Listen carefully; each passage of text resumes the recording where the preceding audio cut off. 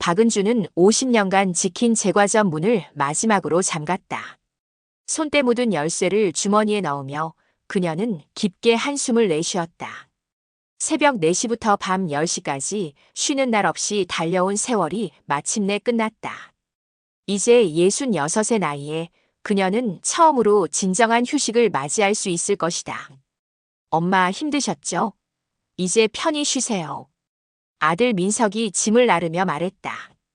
은주는 고개를 끄덕이며 미소를 지었다. 30년 전갓 태어난 아이를 업고 반죽을 치던 그 시절이 문득 떠올랐다. 이제 그 아이가 어엿한 가장이 되어 자신을 집으로 모신다니 세월의 빠름이 새삼 놀라웠다. 민석의 집은 새 아파트 단지에 자리한 깔끔한 34평형이었다. 현관을 들어서자마자 손주들이 달려와 안겼다. 할머니, 할머니가 우리 집에 사는 거예요? 10살 지훈이와 8살 지연이가 눈을 반짝이며 물었다. 은주는 아이들의 머리를 쓰다듬으며 환하게 웃었다. 이런 순간을 위해 그동안 참고 견뎠던 것 같았다. 며느리 윤정이 에이프런을 두른 채 나와 인사했다. 어머니 오신 걸 환영해요. 제가 어머니 방도 미리 준비해뒀어요. 불편한 건 언제든 말씀해 주세요. 고마워라 윤정아. 내가 폐를 끼치는 건 아닌지 모르겠네. 무슨 말씀을 하세요? 가족끼리인데요. 어머니가 계시면 아이들도 좋아하고 저도 든든해요. 윤정의 말에는 진심이 담겨 있었다. 결혼 초기 서먹했던 관계는 손주들을 통해 자연스럽게 가까워졌고 이제는 친딸처럼 편하게 지낼 수 있게 되었다. 저녁 식사 자리는 화기애애했다. 지훈이는 할머니가 만들어준 케이크 이야기를 자랑처럼 늘어놓았고 지연이는 할머니와 함께 자겠다며 애교를 부렸다. 민석은 맥주를 한 잔 따라 올리며 말했다. 엄마 정말 고생 많으셨어요. 이제 손주들이나 봐주시고 편히 지내세요. 은주는 잔을 받아들며 가슴 한편이 뭉클해짐을 느꼈다. 남편이 일찍 세상을 떠난 후 혼자서 아들을 키우고 제과점을 운영하느라 정신없이 달려온 세월들. 때로는 너무 외롭고 힘들어서 포기하고 싶었던 순간들도 있었다. 하지만 이 순간 온 가족이 둘러앉은 따뜻한 식탁에서 그녀는 모든 고생이 헛되지 않았음을 깨달았다. 지훈아, 지연아. 할머니가 내일부터 매일 맛있는 간식 만들어줄게. 정말요? 와. 아이들의 환호성에 은주는 활짝 웃었다. 윤정도 아이들이 정말 좋아할 거예요 라며 미소를 지었다. 그날 밤 새로 마련된 방에 누워 은주는 천장을 바라보며 생각에 잠겼다. 50년 가까이 새벽같이 일어나 반죽을 치고 오븐을 켜고 손님들을 맞이하던 일상은 이제 추억이 되었다. 대신 손주들의 등하교를 챙기고 맛있는 음식을 해주고 가족들과 시간을 보내는 새로운 일상이 기다리고 있었다. 이제야 진짜 행복이 시작이구나. 은주는 조용히 중얼거리며 눈을 감았다. 내일 아침에는 아이들이 좋아할 호떡을 부쳐줘야겠다고 생각하며 그녀는 오랜만에 평안한 잠에 빠져들었다. 마치 모든 고생이 끝나고 진정한 안식이 찾아온 것만 같았다. 은주가 아들네 집에서 지낸 지 한 달이 지났을 무렵 예상치 못한 대화가 시작되었다. 어머니, 잠깐 이야기 좀 할까요? 저녁 설거지를 마친 윤정이 조심스럽게 말을 꺼냈다. 은주는 손주들에게 읽어주던 동화책을 덮고 고개를 들었다. 무슨 일이니? 어머니께서 제과점 정리하시면서 받으신 돈 말이에요. 그냥 은행에만 넣어두시기엔 아까운 것 같아서요. 민석도 거실로 나와 아내 옆에 앉았다. 부부의 표정이 사뭇 진지했다. 내 돈을 어떻게 하겠다는 거니? 제가 온라인 쇼핑몰을 운영하고 있잖아요. 지금 사업이 정말 잘 되고 있어요. 만약 규모를 좀 더 키운다면 월 수익이 지금의 2배는 될 것 같거든요. 윤정의 목소리에는 확신이 가득했다. 실제로 그녀가 운영하는 육아용품 온라인몰은 꾸준히 성장하고 있었다. 그래서 어머니 돈을 투자하시면 어떨까 해서요. 지금 이자율로는 연 2%도 안 되잖아요. 하지만 사업에 투자하시면 최소 연 10% 이상은 수익을 드릴 수 있어요. 은주는 잠시 말없이 두 사람을 바라봤다. 제과점을 정리하며 받은 돈과 그동안 모은 퇴직금을 합치면 꽤 큰 금액이었다. 하지만 그 돈에 대한 그녀의 계획은 따로 있었다. 윤정아, 고마운 마음은 알겠는데 그 돈은 지연이 교육비로 쓰려고 했거든. 대학까지 가려면 돈이 많이 들잖니? 그리고 내 노후 생활비도 있어야 하고. 어머니, 그런 걱정은 안 하셔도 돼요. 민석이 끼어들었다. 저희가 아이들 교육비는 알아서 할게요.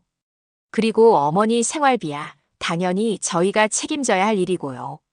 대신 이 기회를 놓치면 정말 아까울 것 같아요. 맞아요, 어머니. 요즘 같은 시대에는 돈을 굴려야 해요. 그냥 은행에 넣어두면 물가 상승률도 못 따라가요. 윤정이 열성적으로 설명을 이어갔다. 제 사업 계획서도 한번 보세요. 시장 분석부터 수익 예측까지 다 정리해뒀어요. 두꺼운 파일을 꺼내 보이는 윤정의 모습에서 은주는 무언가 다른 느낌을 받았다. 이 대화가 즉흥적인 것이 아니라 오래전부터 준비된 것 같았다. 그런데 윤정아, 사업이라는 게 항상 잘 되는 건 아니잖니? 만약 손해가 나면 어떻게 하려고? 손해는 절대 안 나요. 저는 이 분야에서 이미 몇 년간 경험을 쌓았거든요. 게다가 지금 타이밍이 딱 좋아요. 코로나 이후로 온라인 시장이 폭발적으로 성장하고 있어요. 어머니, 윤정이가 하는 말이 맞아요. 저도 회사에서 비슷한 사업 보고서들을 많이 봤는데 정말 전망이 좋거든요. 민석의 지지에 윤정의 목소리는 더욱 힘이 실렸다. 어머니께서 투자해 주신다면 1년 안에 원금의 15%는 수익으로 드릴 수 있어요. 3년 후면 거의 2배가 될 거예요. 은주는 복잡한 심정이었다. 며느리의 열정은 이해했지만 평생 모은 돈을 사업에 투자한다는 것은 쉽게 결정할 수 있는 일이 아니었다. 일단 생각해 볼게. 이런 큰일은 신중하게 결정해야 하니까. 어머니, 너무 오래 생각하시면 기회를 놓칠 수도 있어요. 다른 투자자들도 관심을 보이고 있거든요. 윤정의 말에 은주는 미묘한 압박감을 느꼈다. 가족 간의 대화라기보다는 마치 사업 미팅에 참석한 것 같은 기분이었다. 윤정아, 급하게 결정할 일은 아닌 것 같은데. 어머니, 윤정이 말이 틀린 건 아니에요. 요즘 같은 저금리 시대에는 정말 돈을 굴려야 해요. 민석까지 아내의 편에 서자 은주는 점점 외로움을 느꼈다. 한 달 전만 해도 자신을 진심으로 걱정해주던 이 사람들이 갑자기 다르게 보였다. 알았어. 일단 며칠 더 생각해보고 답할게. 네, 어머니. 하지만 너무 늦지는 말아주세요. 윤정이 미소를 지으며 말했지만 그 미소 뒤에서 은주는 처음으로 차가운 계산을 느꼈다. 그날 밤 침실에 누워서도 은주의 마음은 편하지 않았다. 무언가 변화가 시작된 것 같은 불안한 예감이 그녀를 잠들지 못하게 했다. 투자 이야기가 나온 후 집안 분위기는 미묘하게 변했다. 윤정의 태도에서 가장 먼저 변화가 드러났다. 어머니, 김치는 너무 짜지 않게 담그세요. 요즘 사람들은 짠 걸 안 좋아해요. 아침 식탁에서 윤정이 자연스럽게 말했다. 은주는 지난 40년간 같은 방법으로 김치를 담가왔는데 갑자기 지적을 받으니 당황스러웠다. 아, 그래? 내가 너무 짜게 했나? 네. 그리고 아이들 반찬도 너무 기름지게 하지 마세요. 지연이가 요즘 살이 좀 쪘거든요. 평소라면 고마워요라고 했을 말들이 이제는 지적과 간섭으로 들렸다. 은주는 고개만 끄덕였다. 며칠 후 은주가 거실 청소를 하고 있을 때였다. 어머니, 청소는 제가 할게요. 어머니 방식이랑 제 방식이 좀 다르거든요. 어떻게 다른데? 어머니는 너무 꼼꼼하게 하세요. 요즘은 간편하게 하는 게 좋아요. 시간도 절약되고요. 윤정이 빼앗듯이 걸레를 가져가며 말했다. 은주는 자신이 하던 일을 빼앗긴 기분이었다. 그럼 내가 뭘 도와드릴까? 굳이 도와주시지 않으셔도 돼요. 어머니는 편히 쉬세요. 편히 쉬라는 말이 이렇게 상처가 될 줄 몰랐다. 은주는 자신이 점점 이 집에서 쓸모없는 존재가 되어가는 것 같았다. 저녁 식사 시간은 더욱 힘들었다. 지우나 할머니가 해준 음식보다는 엄마가 주문한 샐러드를 더 먹어야 해. 왜요? 할머니 볶음밥이 더 맛있는데. 할머니는 9세대 방식으로 요리하셔서 영양 균형이 안 맞아. 요즘은 건강식이 중요해. 9세대라는 말에 은주의 가슴이 뜨끔했다. 윤정은 아이들 앞에서도 거침없이 자신을 폄하했다. 윤정아, 그렇게 말하면. 어머니, 사실을 말한 건데 왜 그러세요? 요즘 육아 정보는 정말 빠르게 바뀌어요. 어머니 시대와는 다르다고요. 민석은 옆에서 듣고만 있었다. 예전 같으면 아내를 나무라며 어머니 편을 들었을 텐데 이제는 그냥 침묵으로 일관했다.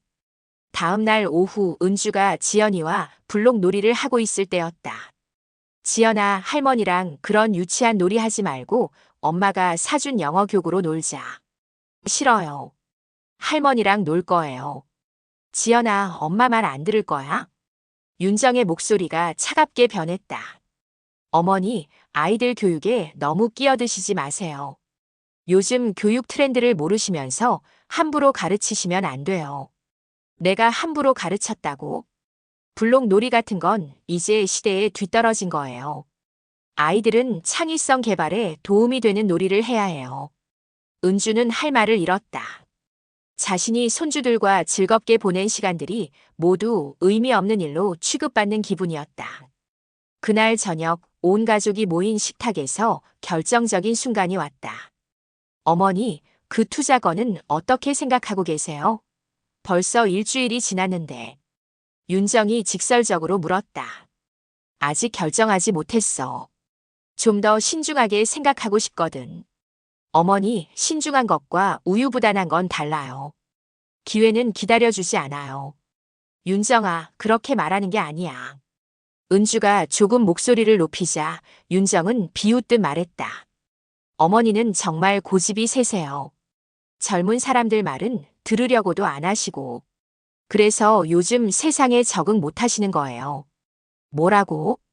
아이들 앞에서도 옛날 방식만 고집하시고 집안일도 본인 방식만 맞다고 하시고.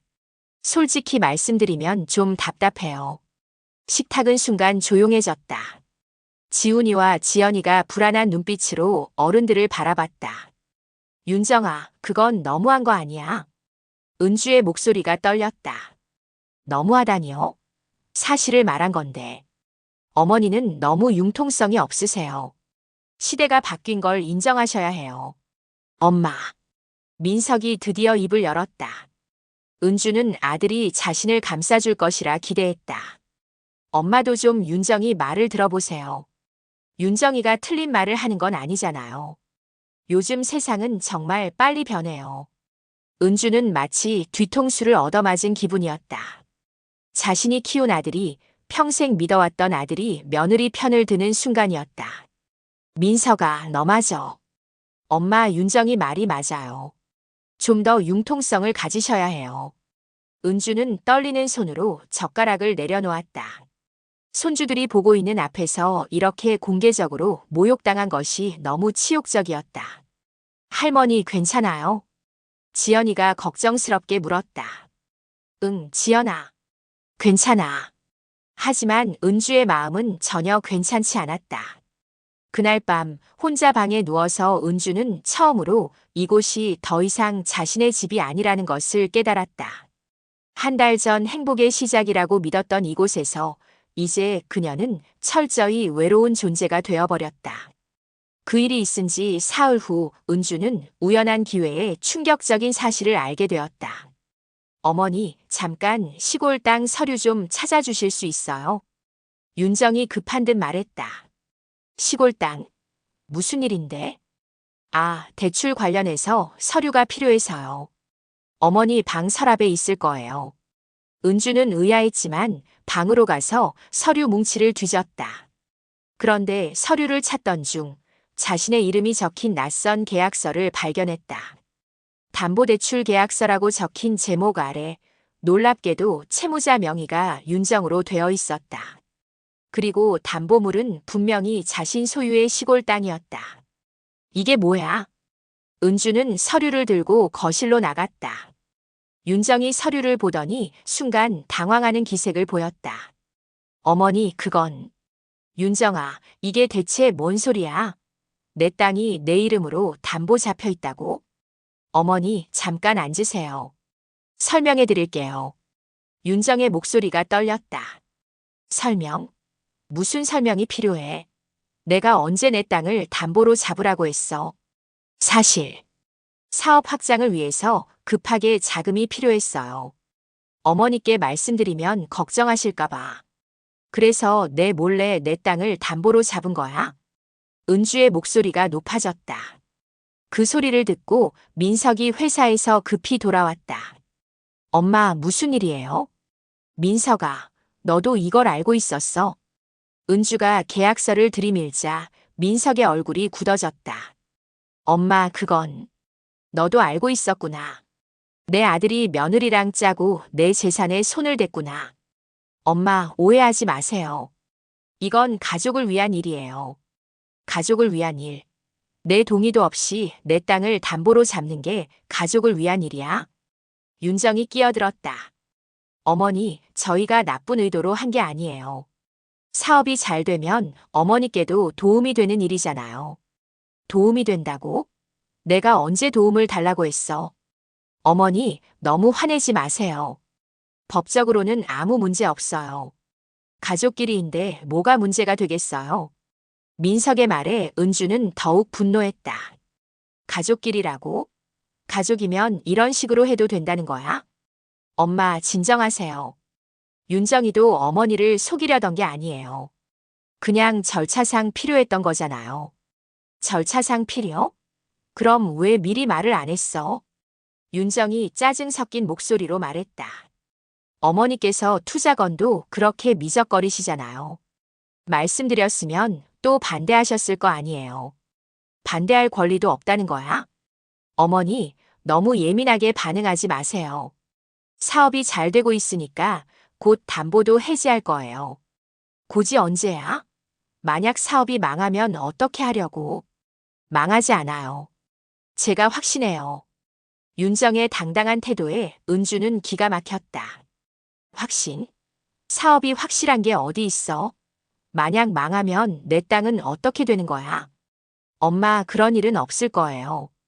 윤정이를 믿으세요. 민석이 아내를 감쌌다. 믿으라고? 내 허락도 없이 내 재산을 담보로 잡은 사람을 어떻게 믿어? 어머니, 어차피 나중에는 다 저희 거 아니에요. 미리 활용하는 게 뭐가 잘못된 거예요? 윤정의 말에 은주는 순간 말문이 막혔다. 어차피 나중에는 다 저희 것이라니. 자신이 아직 살아있는데 이미 유산을 나눠 가진 듯한 말투였다. 윤정아, 지금 뭐라고 했어? 아, 그런 뜻이 아니에요. 제 말이 좀 거칠었네요. 하지만 이미 늦었다. 윤정의 진심이 드러난 순간이었다. 민석아, 너도 그렇게 생각해? 엄마, 윤정이가 말실수한 거예요. 너무 심각하게 받아들이지 마세요. 말실수? 이게 말실수야? 은주는 허탈한 웃음이 나왔다. 자신이 얼마나 순진했는지 깨달았다. 따뜻한 가족의 품에 안겼다고 생각했는데 실은 자신의 재산만 노리는 사람들 틈에 있었던 것이다. 좋아. 알겠어. 내가 바보였구나. 엄마, 그런 식으로 말하지 마세요. 그런 식이 아니라 사실이잖아. 내가 돈만 가진 바보 할머니였던 거지. 어머니, 정말 오해해요. 저희가 어머니를 그런 식으로 생각한 적 없어요. 그럼 내 동의도 없이 내 땅을 담보로 잡은 건 뭐야? 침묵이 흘렀다. 윤정과 민석 모두 할 말이 없었다. 내일까지 담보를 해제해. 그리고 다시는 내 재산에 손대지 마. 은주가 냉정하게 말했다. 어머니, 그러면 사업에 차질이 생겨요. 그게 내 알바야? 내가 사업하자고 했어. 엄마, 좀 이해해 주세요. 가족끼리인데 이렇게까지 하실 필요가. 가족끼리라고? 가족이 이런 짓을 하나? 은주는 방으로 들어가며 문을 쾅 닫았다. 그날 밤 그녀는 오랫동안 잠을 이루지 못했다. 가족이라고 믿었던 사람들에게 철저히 배신당했다는 사실이 너무 고통스러웠다. 이제 그녀는 더 이상 가족이 자신을 지켜주지 않는다는 걸 뼈저리게 깨달았다. 담보대출 사실을 알게 된 다음 날 은주는 평소와 다름없이 행동했다. 아침을 차려주고 손주들을 챙기고 윤정과 민석에게도 자연스럽게 대했다. 하지만 그녀의 마음속에서는 전혀 다른 계획이 시작되고 있었다. 지훈아, 지연아, 할머니랑 도서관 갈까? 네. 좋아요. 아이들과 함께 집을 나선 은주는 도서관 대신 다른 곳으로 향했다. 바로 자신이 50년간 운영했던 제과점 건물이었다.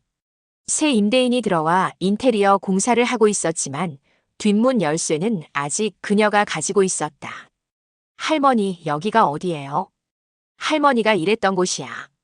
잠깐만 기다려. 은주는 아이들을 근처 놀이터에서 놀게 하고 혼자 제과점으로 들어갔다. 사무실 한편에 있는 금고를 열었다. 그 안에는 그녀가 평생에 걸쳐 정리해둔 중요한 서류들이 보관되어 있었다. 있구나. 은주는 오래된 파일 상자를 꺼냈다. 그 안에는 제과점 운영 시절부터 지금까지의 모든 금융거래 내역, 토지 관련 서류, 그리고 가족들과 주고받은 각종 문서들이 차곡차곡 정리되어 있었다. 며칠 후 은주는 또 다른 행동에 나섰다. 윤정아, 나 잠깐 병원 다녀올게. 어디 아프세요? 정기검진 받으러. 나이가 있으니까. 하지만 은주가 간 곳은 병원이 아니라 은행이었다. 그곳에서 그녀는 자신의 모든 계좌 거래 내역을 출력했다. 특히 최근 몇 달간의 거래 내역을 자세히 살펴보니 자신도 모르는 사이에 이루어진 거래들이 여러 건 있었다. 이상하네. 이 돈은 언제 나간 거지? 은행 직원에게 문의하자 충격적인 사실이 드러났다. 고객님 통장에서 인출된 내역입니다. 가족분이 대리로 인출하셨다고 기록되어 있네요. 가족이 대리로?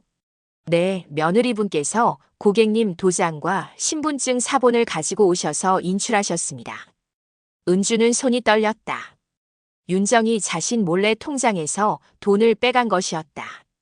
그 주말 민석과 윤정이 외출한 사이 은주는 본격적인 작업에 들어갔다. 윤정의 컴퓨터를 켜고 평소 윤정이 사용하는 비밀번호를 입력했다. 다행히 지연이 생일로 설정되어 있어 쉽게 접근할 수 있었다. 역시나 컴퓨터 안에는 사업 관련 자료들이 가득했다.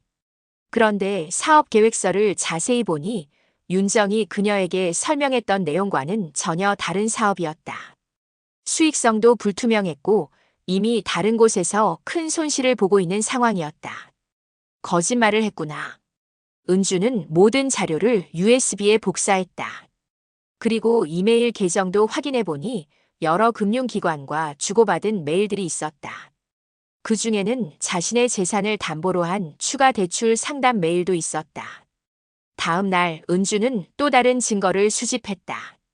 윤정이 평소 즐겨 사용하는 메신저 앱에서 친구들과 나눈 대화를 확인했다. 시어머니 돈 좀 썼는데 아직 모르시는 것 같아 키읔키읔. 어르신들은 요즘 세상 모르시니까 조금씩 빼면 몰라. 우리 애들 교육비랑 내 사업 자금으로 쓰고 있어. 어차피 나중에 우리 거 될 돈인데 뭐. 은주는 휴대폰 화면을 보며 분노가 치밀었다. 하지만 이제는 분노보다 냉정함이 앞섰다. 그녀는 이 대화들을 모두 캡처해서 저장했다. 일주일 후 은주는 예전 제과점 단골 손님이었던 변호사 김 선생을 만났다. 어머니, 웬일로 연락을 주셨어요? 김 선생, 부탁이 있어서 왔어요. 무슨 일이신지 말씀해 보세요. 은주는 자신이 수집한 모든 증거 자료를 꺼냈다. 통장 거래 내역, 컴퓨터 파일, 메신저 대화 캡처, 그리고 담보대출 관련 서류들까지. 이게 다 무슨 자료인가요? 내 가족이 나한테 한 일들이에요. 김 변호사는 자료들을 꼼꼼히 살펴보더니 심각한 표정을 지었다. 어머니, 이건 단순한 가족 갈등이 아니라 명백한 재산 피해 사안입니다. 특히 동의 없는 담보 설정과 무단 인출은 법적 조치가 가능해요. 그럼 어떻게 하면 될까요? 먼저 모든 거래를 중단시키고 피해 규모를 정확히 산정해야 합니다. 그리고 김 변호사는 구체적인 법적 절차를 설명했다. 은주는 모든 내용을 꼼꼼히 메모했다. 그날 밤 은주는 방에서 혼자 앉아 생각에 잠겼다. 평생 참기만 했던 자신이 처음으로 싸울 준비를 하고 있었다. 가족을 상대로 법적 조치를 취한다는 것은 쉬운 결정이 아니었다. 하지만 더 이상 당하고만 있을 수는 없었다. 자신을 우롱하고 재산을 빼앗고 인격적으로 모독한 대가를 치르게 해야 했다. 은주는 책상 서랍에서 새 USB를 꺼냈다. 그 안에는 지난 한 달간 수집한 모든 증거 자료가 들어있었다. 통장 사본, 컴퓨터 파일, 메신저 대화, 녹취 파일, 그리고 윤정과 민석의 허위 설명들을 정리한 문서까지. 이제부터 내가 돌려줄 차례다. 은주는 USB를 꽉 쥐며 조용히 다짐했다. 50년간 제과점을 운영하며 쌓은 그녀의 꼼꼼함과 끈기가 이제 전혀 다른 용도로 사용될 시간이었다. 내일부터는 더 이상 당하기만 하는 순진한 할머니가 아닐 것이다. 그날은 평범한 일요일 아침이었다. 온 가족이 둘러앉은 식탁에서 윤정이 불쑥 말을 꺼냈다. 어머니, 저희가 이사를 준비하려고 해요. 이사? 은주가 놀란 듯 물었다. 네. 아이들이 크니까 더 넓은 곳으로 가려고요. 더 좋은 학군으로요. 민석이 이어서 말했다. 엄마, 그런데 새 집이 좀 작아서 어머니 방을 따로 마련하기가 어려울 것 같아요. 은주는 순간 그들의 의도를 파악했다. 자신을 내쫓으려는 것이었다. 그럼 나는 어떻게 하라는 거니? 어머니, 요양원이나 실버타운 같은 곳도 요즘 정말 좋아졌어요. 또래분들도 많이 계시고 여러 프로그램도 있고요. 윤정의 목소리에는 이미 결정된 일이라는 확신이 담겨 있었다. 요양원? 내가 왜 요양원에 가야 해? 어머니, 나이도 있으시고 혼자 계시기보다는 전문적인 케어를 받으시는 게 좋을 것 같아서요. 나는 아프지도 않아. 혼자서도 잘 지낼 수 있어. 엄마, 현실적으로 생각해 보세요. 저희도 아이들 키우느라 바쁘고 어머니를 제대로 모실 자신이 없어요. 민석의 말에 은주는 쓴웃음이 나왔다. 지금까지 자신이 아이들을 돌보고 집안일을 해왔는데 제대로 모실 자신이 없다니. 그래서 언제까지 나가라는 거야? 어머니, 그렇게 말씀하시지 마세요. 저희가 좋은 곳 알아봐 드릴게요. 좋은 곳? 내가 가고 싶지 않다고 하면? 윤정이 짜증스러운 표정을 지었다. 어머니, 너무 고집 부리지 마세요. 어차피 혼자 살 수도 없으실 텐데. 왜 혼자 살 수 없어? 어머니 나이에 혼자 살기엔 위험해요. 그리고 솔직히 말씀드리면 경제적으로도 어려우실 거예요. 경제적으로? 내가 돈이 없다는 거야? 윤정과 민석이 서로 눈짓을 주고받았다. 어머니, 사업 투자도 안 하시고 돈을 그냥 놀리고 계시잖아요. 요즘 물가 상승률 생각하면 실질적으로 손해예요. 그래서 차라리 저희가 어머니 재산을 효율적으로 관리해드리는 게 좋을 것 같아요. 어머니는 편히 쉬시고요. 이제야 그들의 진짜 속셈이 드러났다. 자신을 요양원에 보내고 재산을 관리하겠다는 것이었다. 좋아. 알겠어. 은주가 의외로 담담하게 대답하자 윤정과 민석이 놀란 표정을 지었다. 정말요? 어머니가 이렇게 쉽게 동의하실 줄 몰랐는데. 나도 이제 나이가 들었으니까. 너희들 말이 맞을 수도 있지. 어머니, 정말 현명한 선택이세요. 윤정이 환하게 웃었다. 그럼 언제까지 짐을 정리하면 될까? 이번 주 안으로 해주시면 돼요. 저희가 도와드릴게요. 고마워. 그럼 내가 알아서 정리할게. 그날 오후 은주는 조용히 짐을 쌌다. 평생 모은 물건들 중에서도 꼭 필요한 것만 챙겼다. 그리고 가장 중요한 것, USB가 든 작은 가방을 따로 준비했다. 저녁 식사 시간 은주는 손주들에게 작별 인사를 했다. 지훈아, 지연아. 할머니가 다른 곳에 가서 살게 됐어. 왜요, 할머니? 우리랑 같이 살면 안 돼요? 지연이가 울먹이며 물었다. 할머니가 새로운 곳에서 친구들도 사귀고 재미있게 살 거야. 가끔 보러 올게. 정말 보러 와요? 응, 약속해. 은주는 아이들을 꼭 안아주었다. 이 아이들에게는 죄가 없었다. 다음 날 아침 택시가 집 앞에 섰다. 어머니, 정말 가시는 거예요? 민석이 마지막으로 물었다. 그의 목소리에는 미묘한 죄책감이 섞여 있었다. 응. 너희들 말대로 하는 게 좋겠어. 어머니, 나중에 시간 되면 뵈러 갈게요. 윤정이 형식적으로 인사했다. 은주는 고개만 끄덕이고 택시에 올랐다. 차창 밖으로 보이는 집을 바라보며 그녀는 지난 2달을 떠올렸다. 행복의 시작이라고 믿었던 그곳에서 결국 쫓겨나는 신세가 되었다. 하지만 이상하게도 마음은 편했다. 오히려 후련하기까지 했다. 택시 기사가 물었다. 어디로 모셔다 드릴까요? 은주는 가방에서 명함을 꺼냈다. 김 변호사가 준 명함이었다. 여기로 가주세요. 법무법인이네요. 무슨 일 있으세요? 응. 할 일이 있어서. 은주는 창밖을 바라보며 조용히 미소 지었다. 윤정과 민석은 자신이 순순히 물러날 것이라고 생각하겠지만 그들은 큰 착각을 하고 있었다. 법무법인 건물 앞에 도착한 은주는 천천히 택시에서 내렸다. 그녀의 손에는 모든 증거가 담긴 USB가 들려 있었다. 통장 거래 내역, 컴퓨터 파일, 메신저 대화, 녹취록, 그리고 그들의 거짓말들을 하나하나 기록한 문서들까지. 건물 입구에서 은주는 잠시 뒤를 돌아봤다. 지금까지의 인생에서 이렇게 당당하게 맞서 본 적이 없었다. 항상 참고 양보하고 이해하려고만 했다. 하지만 이제는 달랐다. 이제 진짜 시작이야. 은주는 엘리베이터 버튼을 눌렀다. 문이 열리고 그녀는 한 걸음씩 미래를 향해 나아갔다. 그 미래가 완벽한 복수일지 아니면 또 다른 반전을 가져올지는 아무도 알 수 없었다. 하지만 한 가지 확실한 것은 박은주라는 여자가 더 이상 당하고만 있지 않겠다는 결심이었다.